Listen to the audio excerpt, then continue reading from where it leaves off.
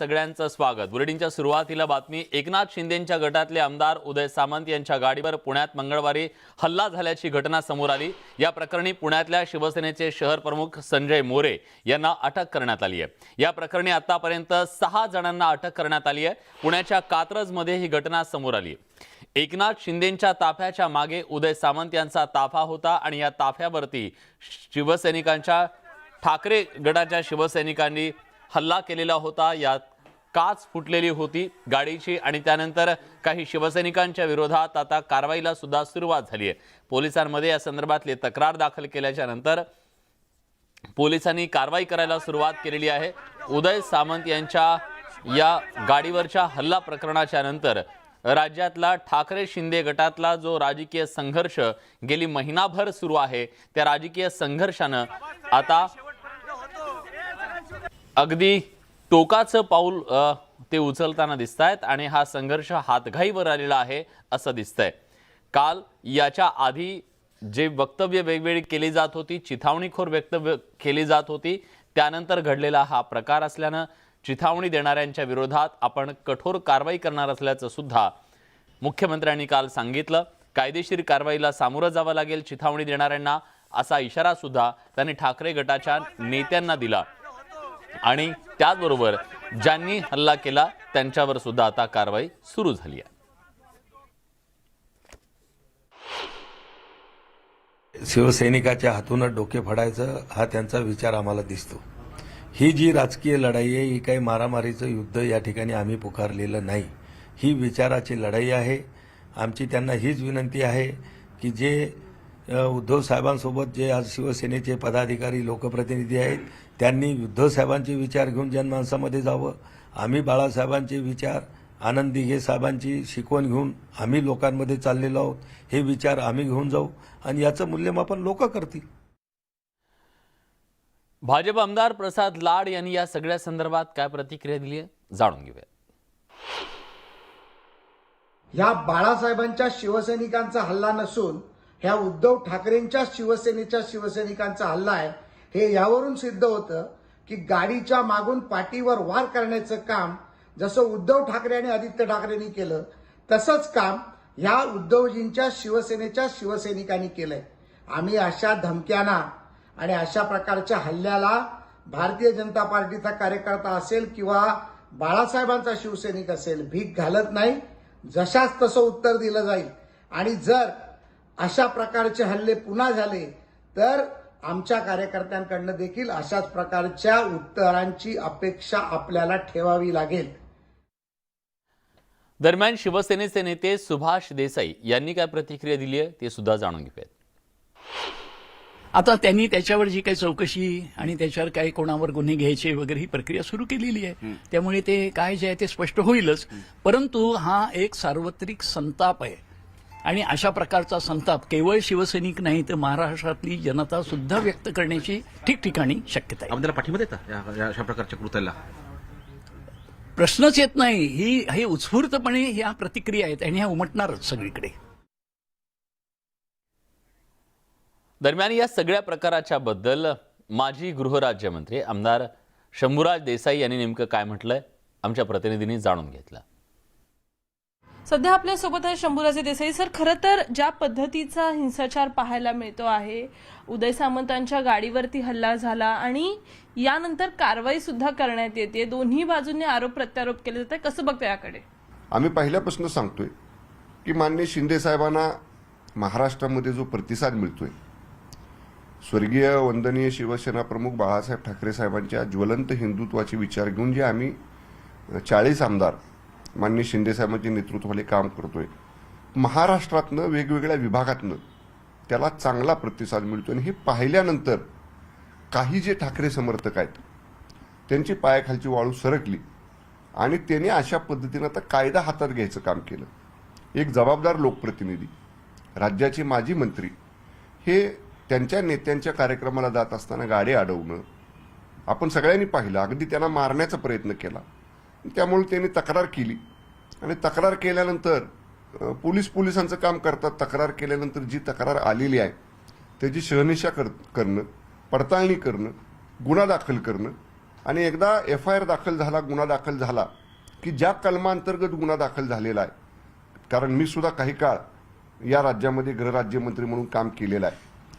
पोलिसांचं काम करतात. पोलिसांनी गुन्हा दाखल केला असेल, ज्यांचं नाव आलं असेल तपासामध्ये, चौकशीमध्ये, त्यांना अटक केली असेल किंवा तपासासाठी त्यांना ताब्यात घेतलं असेल, हा पोलीस कामकाजाचा भाग आहे. त्याच्यामुळं त्यांनीच आता कांगावा करणं की आमच्यावर खोटे गुन्हे दाखल करतायत, हे म्हणजे हसण्यासारखं आहे.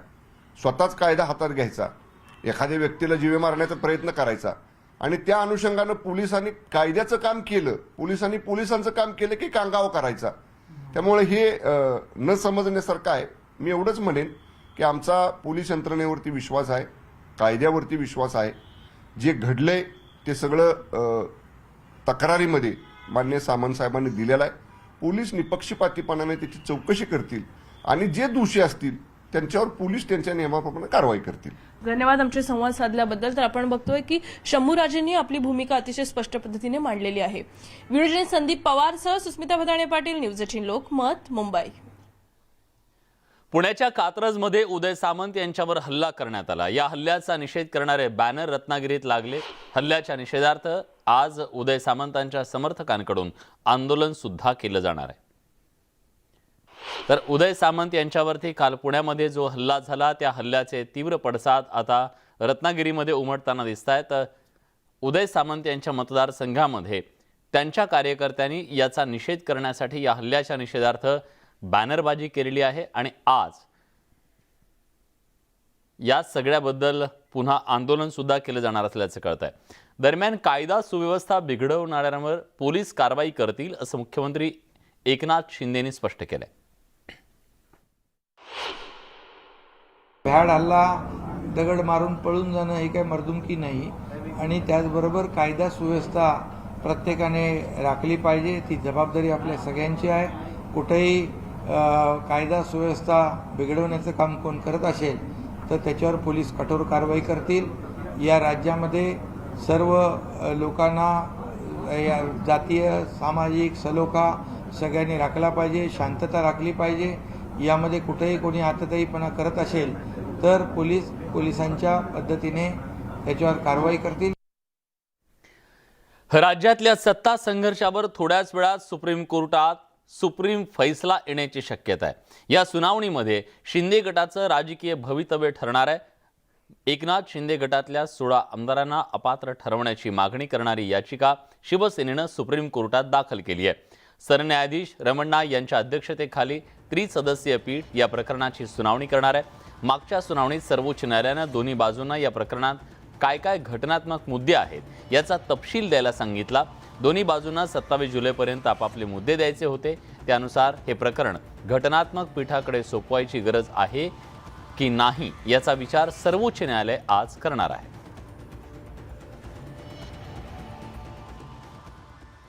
मुख्यमंत्री एकनाथ शिंदे यांचे समर्थक आणि लोकसभेतील सर्वात ज्येष्ठ नेते प्रतापराव जाधव माझ्यासोबत आहेत. सर, आपलं स्वागत आहे न्यूज 18 लोकमध्ये. सर, आज सुप्रीम कोर्टात एक अत्यंत महत्त्वाची सुनावणी होत आहे, ज्याकडे संपूर्ण देशासह महाराष्ट्राचं लक्ष लागलं. आपल्याला काय वाटतं, काय निर्णय येईल? खरं म्हणजे सुप्रीम कोर्टामध्ये ज्या काही केसेस त्या ठिकाणी टाकल्या गेलेल्या आहेत त्याच्यात कुठल्याही प्रकारचं असं काही अडचण आम्हाला त्या ठिकाणी वाटत नाही. कोर्टामध्ये कुठल्याही गोष्टीवर कोणालाही दाद मागण्याचा अधिकार आहे, ते मागू शकतात. पण निश्चितपणानं ज्या काही केसेस आहेत त्याच्या ज्या काही तयारी केलेली आहे तर कोर्टावर आमचा पूर्ण विश्वास आहे आणि निश्चितपणानं कोर्टाचा निकाल हा आमच्या बाजूने येईल याची आम्हाला अपेक्षा आहे. आपल्याला वाटतं कोर्ट, आपण सर्व याचिकाकर्त्यांनी ज्या पद्धतीने म्हटलं होतं की याची सुनावणी घटनात्मक खंडपीठाच्या माध्यमातून व्हावी. आज 3 सदस्य या संदर्भात सुनावणी करत आहे. काय वाटतंय की हे प्रकरण घटनात्मक खंडपीठाकडे जाईल असं वाटतं का आपल्याला? नाही, आता ते इतका तर काही कायद्याचा अभ्यास मला नाही, पण खरोखर जर त्यांच्यामध्ये न्यायाधीशांना किंवा कोर्टांना त्याच्यामध्ये गुंतागुंत वाटत असेल किंवा तिकडं कॉन्ट्रावर्सी होताना दिसत असेल आणि हा जो निकाल त्या ठिकाणी देणार आहे तर हा पूर्ण पुढच्या भविष्यासाठी सुद्धा हा अतिशय अनेक राज्यांसाठी किंवा अनेक राज्यातल्या राजकीय घडामोडीसाठी महत्त्वाचा राहणार आहे. त्यामुळं आता आजचे न्यायाधीश काय निर्णय घेतात याच्याकडे आपल्याला लक्ष ठेवावं लागेल. हे होते प्रतापराव जाधव, शिवसेनेचे नेते आहेत. नवी दिल्ली जर्नलिस्ट नसीबसह प्रशांत रामदास, न्यूज 18 लोकमत. तर कोर्टातल्या सुनावणीवर शिवसेनेचे नेते सुभाष देसाई यांनी काय प्रतिक्रिया दिलेली आहे ती सुद्धा जाणून घेऊया. सुप्रीम कोर्टामध्ये आज सुनावणी आहे. माझ्यासोबत सुभाष देसाई आहे, शिवसेनेचे नेते आहे. सर, आपलं स्वागत आहे न्यूज 18 लोकमतमध्ये. सर, आज अत्यंत महत्त्वाची सुनावणी आहे, ज्या सुनावणीकडे संपूर्ण महाराष्ट्राचं लक्ष लागलं आहे. काय अपेक्षित आहे सर आपल्याला? खरी गोष्ट आहे, महत्वाची सुनावणी आहे सर्वोच्च न्यायालयात आणि महाराष्ट्राचं काय संपूर्ण देशाचं लक्ष लागलेलं आहे. कारण हा जो निर्णय येणार आहे, ह्या निर्णयाचे परिणाम हे अनेक राज्यातल्या राजकारणावर होणार आहे, निर्णय पक्षांवर होणार आहे. आणि त्यामुळे आम्ही सुद्धा फारच उत्सुक आहे की सर्वोच्च न्यायालयाचे मुख्य न्यायमूर्ती आणि त्यांचं जे बेंच आहे ते आज कसं काय न्याय देतं आहे. आणि निश्चित आम्हाला विश्वास आहे की सर्वोच्च न्यायालय हा उचित निर्णय करतील. आणि आमच्या ज्या प्रमुख मागण्या आहेत की एक बेकायदा सरकार महाराष्ट्रामध्ये स्थापन करण्याचा प्रयत्न झाला आहे आणि त्यामुळं त्या सरकारलाच मान्यता देणं चुकीचं होतं. अध्यक्षांची निवड, तिथे बहुमत साबित करणं, ह्या सगळ्या गोष्टी चुकीच्या पद्धतीने झालेल्या आहेत. नियम कायदा धाब्यावर बसवून त्या ठिकाणी फुटीर गटानं एक राजकारण केलेलं आहे आणि त्यामुळं त्याच्या विरोधात आम्ही न्याय मागितलेला आहे. त्याचबरोबरीनं निवडणूक आयोगाकडे शिवसेना पक्षाच्या म्हणजे त्याचा जो हक्क जो आहे पक्ष म्हणून तो हक्क मागण्याचा प्रयत्न होतोय आणि त्याला सुद्धा जोपर्यंत सर्वोच्च न्यायालय ह्या मुख्य निर्णय ह्याचा देत नाही तोपर्यंत निवडणूक आयोगाने ह्या सुनावण्या करू नयेत. सर्वोच्च न्यायालयाने एकदा काय जो त्याच्यावरचा निर्णय दिल्यानंतर मग जी काही कार्यप्रणाली आहे ती राबवायला निवडणूक आयोगाला हरकत नाही. ही सुद्धा आमची याचिका आहे. अशा अनेक याचिका आहेत, त्या सगळ्या एकत्र करून सर्वोच्च न्यायालयाचे मुख्य न्यायाधीश हेच आता सुनावणी सुरू करतायत आज. आणि आम्हाला पूर्ण विश्वास आहे आपल्या न्याय व्यवस्थेबद्दल, सर्वोच्च न्यायालयावर, मुख्य न्यायाधीशांवर की एक उचित न्याय निर्णय ते यावेळेला करतील. धन्यवाद. हे होते सुभाष देसाई, शिवसेनेचे नेते आहेत. नवी दिल्लीहून व्हिडिओ जर्नलिस्ट नसीबसह प्रशांत रामदास, न्यूज 18 लोकमत. सुप्रीम कोर्टात आज होणाऱ्या सुनावणीवर माजी प्रधान सचिव अनंत कळसे यांच्यासोबत संवाद साधलाय आमच्या प्रतिनिधी सुष्मिता भदाणे पाटील यांनी. महाराष्ट्राच्या राजकीय परिस्थितीमध्ये गुवाहाटीच्या पर्यटनापासूनच राजकीय पेच निर्माण झाली. शिवसेनेच्या अस्तित्वावरती प्रश्नचिन्ह निर्माण झालं आणि संपूर्ण महाराष्ट्राचं आज लक्ष लागून आहे ते कोर्टात नेमकं काय होतं, सर्वोच्च न्यायालयाचा काय निकाल येतो याच विषयी बोलणारे कळसे सर आपल्यासोबत आहेत. सर, खरं तर हा राजकीय पेच आहे आणि यातनं एक नवीन कायदा सुद्धा येऊ शकतो, एक नवीन निर्णय येऊ शकतो. महाराष्ट्राच्या राजकारणातनं देशाला नवीन एक युक्तिवाद पाहायला मिळणार आहे, नवीन काहीतरी घडतंय. हे यापूर्वी असं काही घडलंय का? खरं सांगायचं म्हणजे देशाच्याच संसदीय इतिहासामध्ये हा एक अभूतपूर्व पेच प्रसंग निर्माण झाला आहे. कारण एकाच पक्षावर दोन्ही गट दावा करतायत आणि दोघांचंही असं म्हणणं आहे की आम्ही पक्ष सोडलेला नाही आहे. हा एक कायदेशीरदृष्ट्या सुद्धा एक महत्त्वाचा एक प्रसंग देशाच्या इतिहासात आहे, महाराष्ट्र राज्याच्या इतिहासात आहे. आणि या प्रश्नावर सर्वोच्च न्यायालयाने आता भूमिका घ्यायची आहे. कारण काय याच्यामध्ये जे ॲडव्होकेट जनरल आपले ॲडव्होकेट होते, ख्यातनाम वकील आहेत देशातले, हरीश साळवे यांचं असं आर्ग्युमेंट होतं मागच्या हिअरिंगमध्ये की त्यांनी पक्ष सोडलेलाच नाही आहे. कुठल्याही शिंदे गटाने पक्ष सोडलेला नाही, फक्त पक्ष नेतृत्वाविरुद्ध त्यांनी आव्हान दिलेलं आहे किंवा त्यांचे धोरणाविरुद्ध त्यांनी कुठलाही प्रतारणा केलेली नाही आहे किंवा धोरणामध्ये कुठलं कॉम्प्रोमाइजसुद्धा नाही आहे. त्यामुळे त्यांचं प्रकरण हे 10व्या अनुसूची अंतर्गत येणार नाही आहे. त्यामुळे त्यांना मर्ज होण्याची काही आवश्यकता नाही आहे. पक्षच आमचा आहे असं त्यांचं म्हणणं आहे. दोन्ही गटाचं ते म्हणणं आहे. आणि हा एक अत्यंत महत्त्वाचा कायदेशीर एक पेच आहे की यावरच आज सर्वोच्च न्यायालयाला निकाल द्यायचा आहे. इलेक्शन कमिशन पुढे सुद्धा हे प्रकरण आहे, त्यावर सुद्धा स्टे द्यावा अशी उद्धव साहेबांच्या गटाने सुद्धा मागणी केलेली आहे. त्यामुळे सर्वोच्च न्यायालय अध्यक्षांची जी आहे अध्यक्षांची निवड असो, गटनेत्यांची निवड असो, राज्यपालांनी विश्वासदर्शक प्रस्ताव बोलवल्यासंदर्भात जी अनुमती दिलेली असो, हे सगळे जे गुंतागुंतीचे प्रश्न आहे, आज सर्वोच्च न्यायालय काय निर्णय देतं किंवा याच्यामध्ये 2-3 प्रश्न त्यांच्या पुढ्यातही आहे. तर आजचा दिवस हा महाराष्ट्राच्या राजकारणासोबतच कायदेतज्ञांसाठी सुद्धा एक नवीन काहीतरी निर्णय येतो का हे बघणं महत्त्वाचं असणार आहे. आणि संपूर्ण महाराष्ट्राचं लक्ष आज दिल्लीत सर्वोच्च न्यायालयाकडनं काय नेमका निकाल दिला जातो, काय युक्तिवाद केला जातो याचकडे लागलेला आहे. व्हिडिओ जर्नलिस्ट संदीप पवारसह सुस्मिता भदाणे पाटील, न्यूज 18 लोकमत, मुंबई. तर महाराष्ट्राच्या या सत्ता संघर्षाच्या नंतर एक अभूतपूर्व असा कायदेशीर पेच सुद्धा निर्माण झालेला आहे आणि या पेच प्रसंगावरती सुप्रीम कोर्ट आज काय निर्णय देतं याकडे सगळ्यांचं लक्ष लागलेलं आहे. याचे दुर्गामी परिणाम हे देशाच्या एकूण सगळ्या राजकारणावरती होणार आहेत आणि आज जी परिस्थिती आहे या सगळ्या परिस्थितीत कुठल्या महत्त्वाच्या मुद्द्यांच्या संदर्भात आज कोर्टात सुनावणी होणार आहे, फैसला येणार आहे, आपण एक नजर टाकूयात. बघा, 16 आमदारांवर अपात्रतेची कारवाई करण्याची मागणी करण्यात आलेली होती. शिंदे गटाच्या नेमणुका अवैध ठरवण्याची मागणी करण्यात आली. गटनेता नेमणूक अवैध ठरवण्याची मागणी करण्यात आली. उपाध्यक्ष झिरवळ यांच्यावर अविश्वास प्रस्ताव वैधतेच्या संदर्भातला सुद्धा निर्णय होऊ शकतो. निवडणूक आयोगाच्या नोटीसीला स्थगिती द्या अशी मागणी सुद्धा करण्यात आलेली आहे. शिवसेनेनं सुप्रीम कोर्टात ही मागणी केली आहे कारण निवडणूक आयोगानं 8 तारखेपर्यंत त्यांना पुरावे देण्यासाठी सांगितलेलं होतं आणि त्यामुळे आज निवडणूक आयोगाने जी कारवाई केलेली आहे त्या कारवाईला सुप्रीम कोर्ट स्थगिती देतं का? जो गटनेता नेमलेला आहे तो गटनेता नेमका कुणाचा असेल? सरन्यायाधीश रमण्णा यांच्या अध्यक्षतेखाली त्रिसदस्यीय पीठाकडे ही सुनावणी होणार आहे. त्यामुळे ज्या 16 आमदारांच्या अपात्रतेच्या संदर्भातली मागणी करण्यात आलेली होती किंवा तशी नोटीस देण्यात आलेली होती त्या आमदारांना अपात्र ठरवण्याचा अधिकार नेमका कुणाला आहे? अल्पमतातल्या आमदारांच्या पक्षाला आपला नेता निवडण्याचा अधिकार आहे का? पक्षातलं बहुमत असलेल्या गटाला आपला नेता निवडण्याचा अधिकार आहे का? अशा अनेक गुंतागुंतीच्या प्रश्नांची उकल कदाचित आजच्या या सुनावणीतून होण्याची शक्यता आहे किंवा मग ही सुनावणी विस्तारित पीठाकडे किंवा घटनापीठाकडे जाणार याची ही उत्सुकता आहे.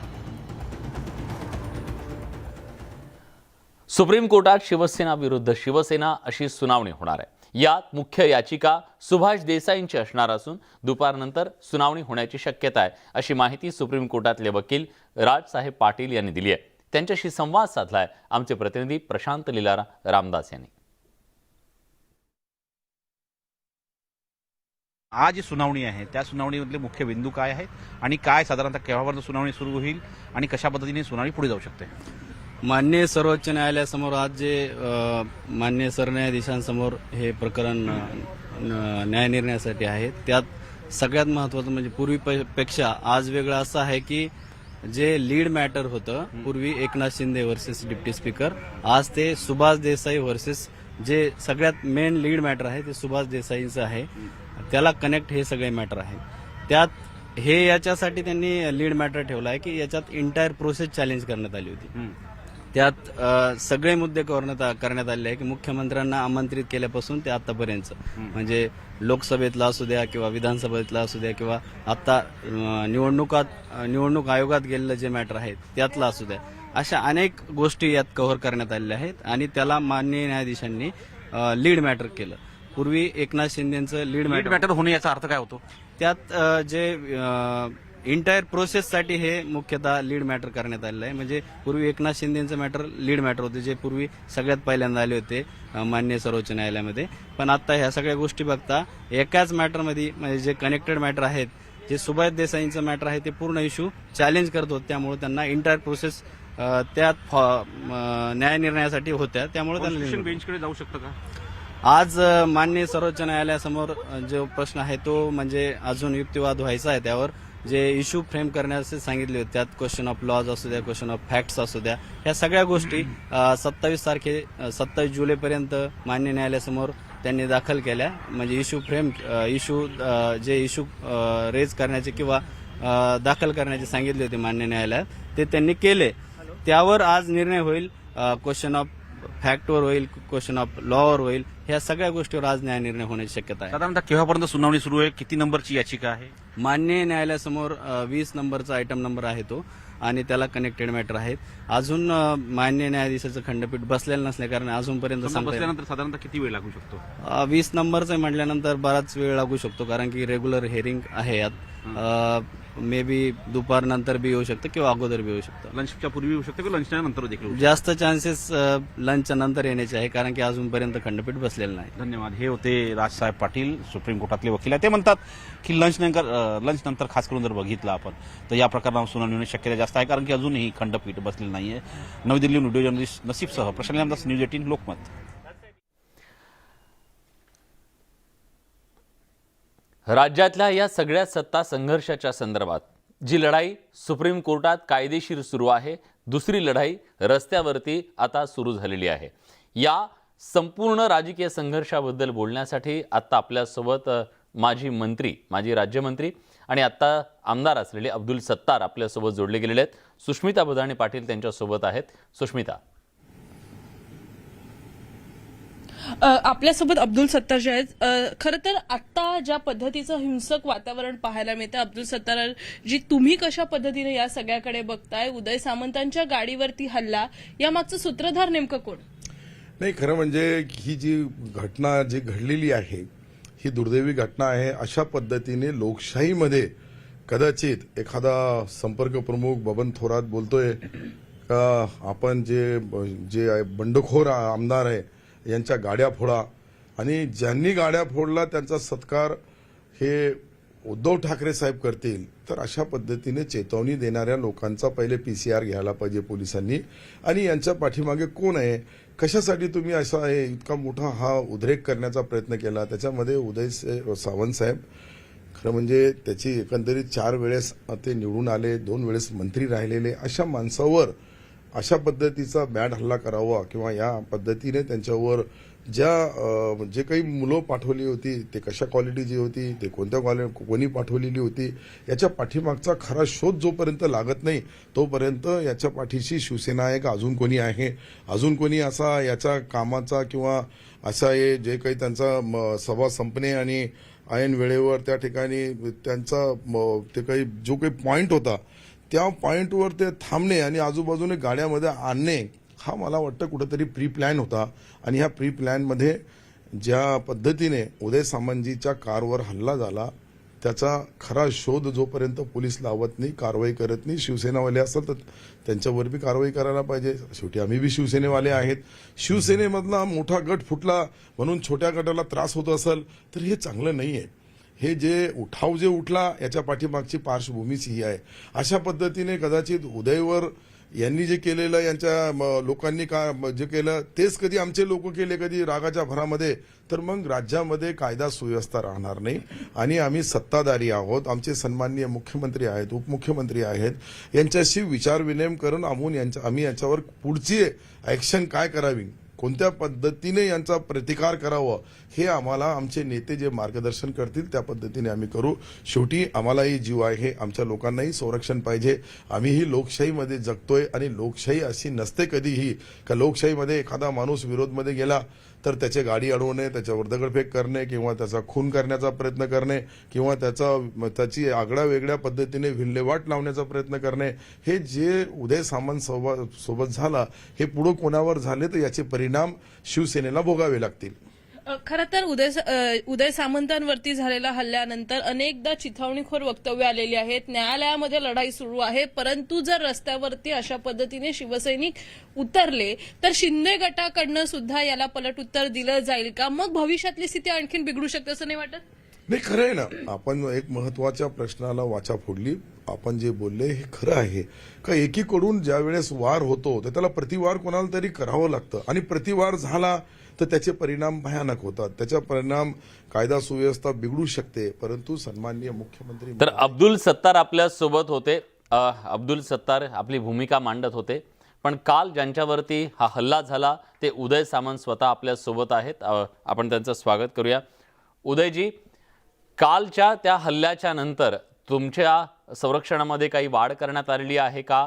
पोलिसांनी केलेल्या कारवाईच्या बद्दल तुम्ही समाधानी आहात का? यामध्ये एक महत्वाची गोष्ट अशी आहे की काल देखील जो अतिशय निंदनीय प्रकार घडला, जो हल्ला झाला, त्याच्यातनं देखील मला सुरक्षित महाराष्ट्र पोलिसनंच बाहेर काढलेलं आहे. हा त्याच्यामध्ये महत्वाची बाब अशी आहे की संरक्षण वाढवणं, संरक्षण कमी असणं ही बाब नाही.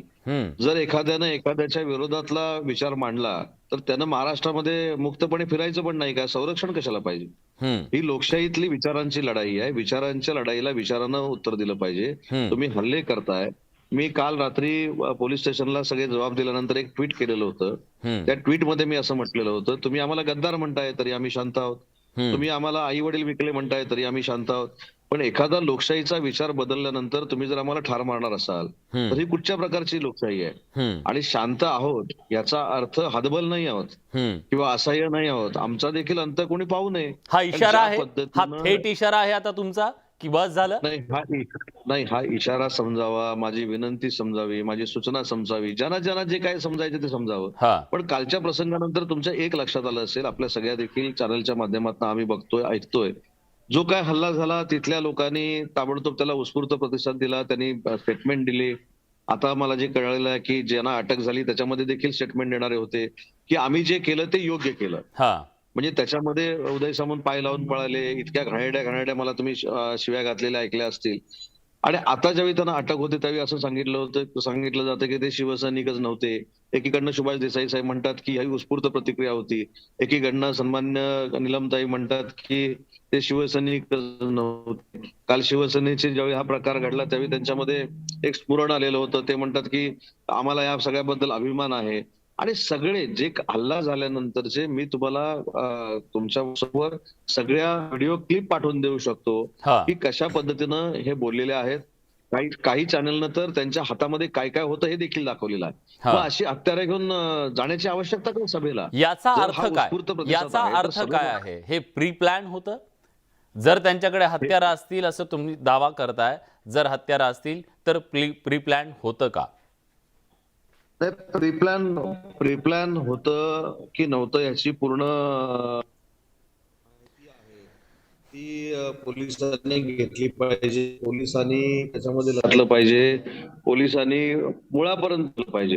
आपल्याला आठवत असेल काल मी अशी एक स्टेटमेंट दिली आणि त्याच्यात पोलिसांची पण स्टेटमेंट आली की सीएम साहेबांच्या कॉन्वायची दिशा बदललेली होती. मी त्यांच्या मागे न जाता माझा कॉन्वाय घेऊन मी दुसऱ्या माध्यमातून आलो. असू शकेल, मला माहित नाही, कारण मला एस्कॉर्टिंग करणारे सुद्धा पोलिसच होते. हा माझा मुद्दा पोलिसांवर माझा कुठेही रोष नाही. परंतु अशा पद्धतीचे प्रसंग ज्यावेळी घडतात, आज महाराष्ट्राला काहीतरी राजकीय संस्कृती आहे.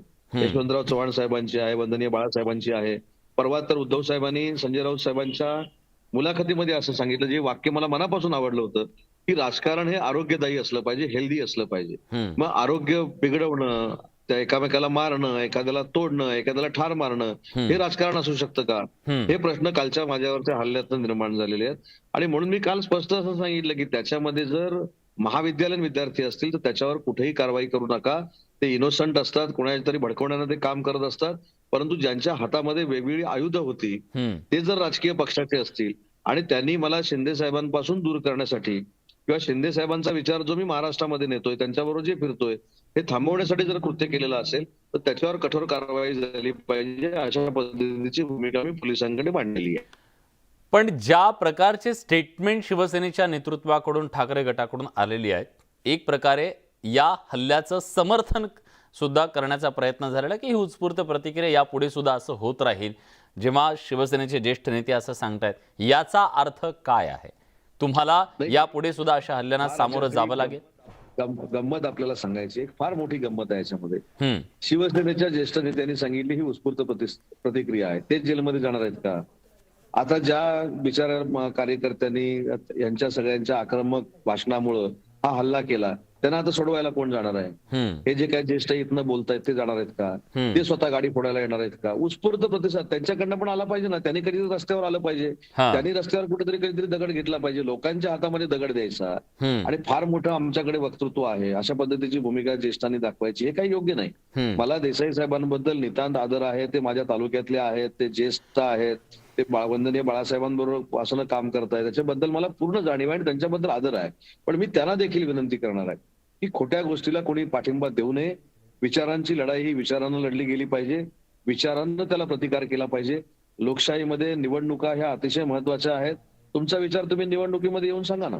हा आणि दुसरी महत्वाची गोष्ट आहे की 24 तारखेला जेव्हा मी गुवाहाटीला गेलो त्याच्या दुसऱ्या दिवसापासून म्हणजे वैयक्तिक जरी मला कोणी म्हटलं नसलं तरी गद्दार आहेत, बाडगे आहेत, सन्माननीय विनायक राऊत तर माझ्या मतदारसंघामध्ये येऊन मी कोणाचं अन्न खाल्लंय त्या जागला नाही, हा बाडगा आहे, महिलांना लाज वाटेल असेल देखील त्यांनी वक्तव्य केली. मला असं वाटतं की एवढं राजकारण खालच्या पातळीवर जाऊ नये. राजकारण हे विचारांचं असलं पाहिजे. राजकारणाला विचारांनी दिलं पाहिजे. एकनाथ शिंदे साहेबांचं आम्ही समर्थन केलंय. तुम्ही तुमचं समर्थन वाढवा ना. हा तुम्ही महाराष्ट्रासाठी नक्की भविष्यामध्ये काय करणार आहात, तुम्ही कशा पद्धतीनं पुढे जाणार आहात, तुम्ही कशा पद्धतीनं वंदनीय बाळासाहेबांचा विचार लोकांपर्यंत नेलेला आहे. वंदनीय बाळासाहेबांनी काँग्रेस राष्ट्रवादीबरोबर जाऊ नये असं सांगत असताना देखील तुम्ही कसं गेलेला आहात त्याचे खुलासे तुम्ही द्या ना. आणि दुसरी महत्वाची गोष्ट अशी आहे, राजकीय संस्कृती काय आहे. काल जवळजवळ 2 वाजेपर्यंत महाराष्ट्र राज्याचे मुख्यमंत्री माझी मेडिकल होईपर्यंत दीनानाथ मंगेशकरला होते. दीनानाथ मंगेशकरला अनिल बाबर साहेब असतील, गिरीश बापट साहेब असतील, यांना ते बघायला गेलेले होते. त्यांना ज्यावेळी कळलं की मी सुद्धा मेडिकलला दीनानाथ मध्ये येणार आहे, महाराष्ट्र राज्याचा मुख्यमंत्री जो शाखा प्रमुखापासून त्या पदावर गेलाय, सर्वसामान्यांचा आहे, तो माणूस 3 वाजेपर्यंत त्या ठिकाणी माझ्यासोबत होते. माझे मेडिकल झाल्यानंतर त्यांनी मला त्यांच्या गाडीमध्ये घेतलं आणि मला त्यांनी सोडलं. मला वाटतं की ही राजकीय संस्कृती आहे, ही माणुसकी आहे. कोण मुख्यमंत्री झाला हा महाराष्ट्राचा विचार महाराष्ट्रातली जनता करत नाही. त्याची वागण्याची पद्धत काय आहे, तो जनतेमधला आहे काय, ह्याचा विचार महाराष्ट्रातली जनता करते. आणि म्हणून आजही आपल्या माध्यमातून मला विनंती करायची आहे, माझ्यावर हल्ला झाला म्हणून मी काही थांबणार नाही. कालपर्यंत मी 12-14 तास काम करत होतो. उद्यापासून शिंदे साहेबांसाठी 18 तास काम करणार आहे. परंतु याच्यातनं एक मात्र निष्पन्न झालं की आमच्या देखील 50 आमदारांना एक जाणीव झाली की आम्ही होतो त्याच्यापेक्षा आता अजून कॉन्क्रीट पद्धतीने एकत्र राहिलं पाहिजे. महाराष्ट्रासमोर काही लोकांचे चेहरे आता आलेले आहेत आणि म्हणून पुन्हा एकदा मला देसाई साहेबांना विनंती करायची आहे की देसाई साहेब, तुमच्या जागी जर मी असतो तर ज्यांनी कोणी हा गुन्हा केलेला आहे त्यांना बोलवून नेऊन पोलीस स्टेशनला दिलं असतं. ही राजकीय संस्कार आणि हे राजकीय परंपरा आहे आणि ही परंपरा वंदनीय बाळासाहेबांचा विचार वाढवण्याची परंपरा ही प्रत्येकामध्ये रुजवावी. बाळासाहेबांनी पुढून वार करायला शिकवलेलं आहे, मागणं वार करायला नाही. मॉब सायकोलॉजीमध्ये कोणी काही करू शकतं. म्हणून जो मी मगाशी शब्दप्रयोग केला किंवा वाक्य वापरलं की देसाई साहेबांनी स्वतः कधी रस्त्यावर आलेत, भाषण करणं फार सोपं आहे. मी देखील माझ्या मतदारसंघामध्ये जाऊन, जिल्ह्यामध्ये जाऊन किंवा महाराष्ट्रामध्ये जो काय माझा आवाज आहे तिथं जाऊन भाषण करू शकतो, लोकांना अडचणीत आणू शकतो. पण ही काय राजकीय संस्कृती आहे का? त्याला काय पॉलिटिक्स म्हणतात का? जर स्वतः उद्धव साहेब सांगत असतील की आरोग्यदायी राजकारण असलं पाहिजे, हेल्दी राजकारण असलं पाहिजे, तर तोडा फोडा जोडा, परवा कोणतरी एक फुटकळ संपर्क प्रमुख म्हणाला यांच्या काळं फासा, यांच्या गाड्या मोडा, यांच्या गाड्या तोडा, हे काही योग्य नाही. आणि म्हणून मला असं वाटतं की पण तुम्हाला भीती वाटतेय उदयजी, तुम्हाला आता भीती वाटते की भविष्यामध्ये हा जो संघर्ष आहे तो अधिक तीव्र होण्याची शक्यता आहे, किंवा ज्या प्रकारचा सपोर्ट किंवा त्यांचे सत्कार करू अशा प्रकारचे सुद्धा काही स्टेटमेंट आले तर यामुळे प्रोत्साहन मिळतं ह्या सगळ्या हिंसक घडामोडींना आणि अधिक वाढेल, हे चिघळेल? हे कसलीही भीती वाटत नाही, मला कसलीही भीती वाटत नाही. 1999 सालापासून या सगळ्या गोष्टी मी बघतोय. 1999 सालापासून मी राजकारणामध्ये आहे. 1999 सालापासून मी संघर्ष करत तिथपर्यंत पोहोचलेलो आहे. त्याच्यामुळे महाराष्ट्र आधी पहिली गोष्ट हा फार मोठा गोड गैरसमज आहे की माझ्यावर हल्ला झाल्यानंतर मी महाराष्ट्र फिरायचं थांबणार आहे. हा फार मोठा गैरसमज आहे, हा बालिशपणा आहे, हा बालिश विचार आहे. मी काय थांबणार नाही. मी जो माझा विचार आहे तो लोकांपर्यंत पोहोचवण्याचा प्रामाणिकपणाचा प्रयत्न करणार आहे. पण ही मात्र राजकीय संस्कृती जी आहे ही कुठेतरी खंडित झाली पाहिजे. जे दोषी आहेत त्यांच्यावर कारवाई झाली पाहिजे. आता देखील मी तुम्हाला अगदी जबाबदारीनं सांगेन की अनेक लोकांचे जे त्या गुन्ह्यामध्ये इन्व्हॉल्ड आहेत त्यांच्या नातेवाईकांचे मला फोन येतात की साहेब आमच्याकडनं चूक झाली, आमच्या लोकांना वाचवा. हे असं म्हटलं, तुम्हाला जे काय म्हणणं मांडायचं आहे माझ्याकडे मांडण्यापेक्षा पोलीस स्टेशनला मांडा. पोलीस स्टेशन त्याच्याबद्दलचा निर्णय घेईल. पोलिसांनी जे सांगितलं की सीएम साहेबांचा कॉन्व्हॉय जो होता, माझा कॉन्व्हॉय जो होता आज सेपरेट जरी झाला असला तरी माझ्याबरोबर महाराष्ट्रातले पोलीस होते. महाराष्ट्रातल्या पोलिसांनी माझं संरक्षण केलेलं आहे.